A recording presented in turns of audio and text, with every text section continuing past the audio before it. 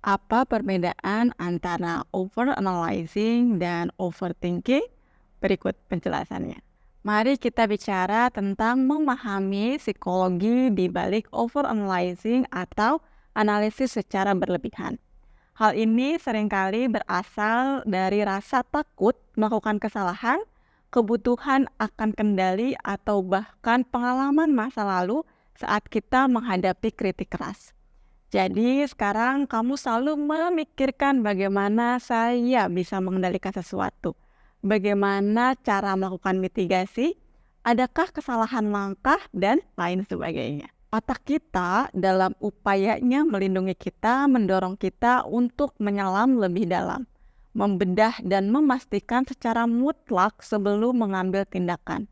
Namun dalam melakukan hal ini, seringkali hal ini merugikan kita. Karena sebetulnya ketika kamu berhenti menganalisis secara berlebihan, segalanya menjadi lebih sederhana. Kamu tidak menebak setiap gerakan. Kamu tidak tenggelam dalam hal-hal kecil. Sebaliknya, kamu mencapai titik ketegasan yang tepat, yang mana kamu dapat menilai, memutuskan, dan kemudian terus bergerak maju. Bahkan jika itu tidak sepenuhnya sesuai dengan rencana. Efisiensi kamu meningkat. Waktu yang biasa kita habiskan untuk membedah setiap email, setiap presentasi, kini menjadi milikmu. Kamu bisa punya waktu untuk bersantai atau mungkin beristirahat sejenak. Dan inilah manfaat besar lainnya dari hal ini. Orang lain akan melihat dan menghormati kejelasan dalam diri kamu. Kolega kamu, atasan kamu, mereka mulai lebih menghargai masukan kamu. Dan itu bukan karena kamu mempunyai semua jawaban atau karena kamu selalu benar. Tapi karena kamu tidak terlibat dalam detail yang tidak perlu. Kamu dapat memiliki pendekatan baru dan efisien yang tidak hanya baik untuk benar-benar menyelesaikan sesuatu, namun juga untuk membangun reputasi kamu sebagai seseorang yang tajam, yang langsung pada inti, yang secara strategis menjaga segala sesuatunya tetap berjalan maju, sekalipun kamu sedang menghadapi situasi yang penuh ketidakpastian. Apakah overanalyzing bentuk lain dari overthinking? Overthinking itu seperti sebuah payung yang dimana overanalyzing sedang duduk di bawahnya.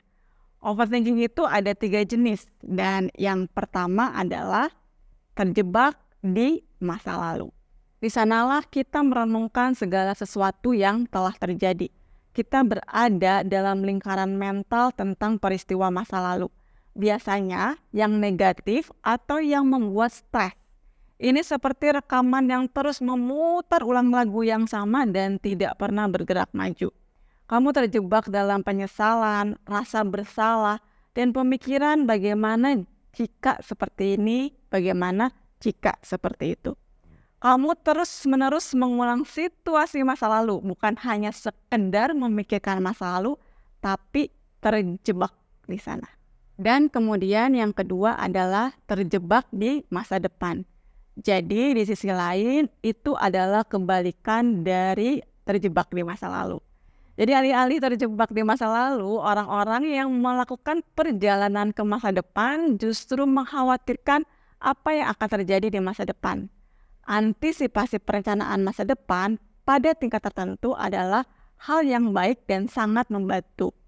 Tapi terjebak di masa depan merupakan kekhawatiran atas ketidakpastian mengenai apa yang mungkin terjadi. Potensi kegagalan dan ketakutan akan hal yang tidak diketahui. Ini semua dapat melemahkan diri kita. Yang ketiga adalah overanalyzing. Jika terjebak di masa lalu dan terjebak di masa depan itu terkait soal waktu, maka overanalyzing ini melibatkan penyelaman yang sangat dalam ke dalam suatu topik, pemikiran, atau situasi hingga ke titik yang berlebihan.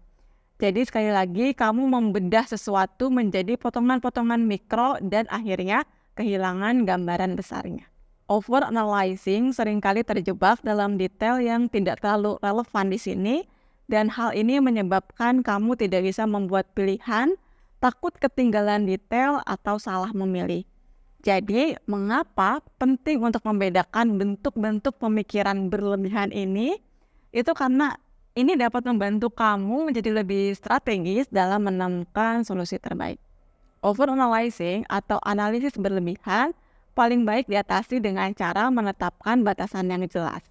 Hal ini penting karena terkait mengenai cara pengambilan keputusan, seberapa sering dan seberapa banyak kamu membiarkan diri kamu mencari perspektif eksternal. Terima kasih sudah mau belajar dan bertemu bersama.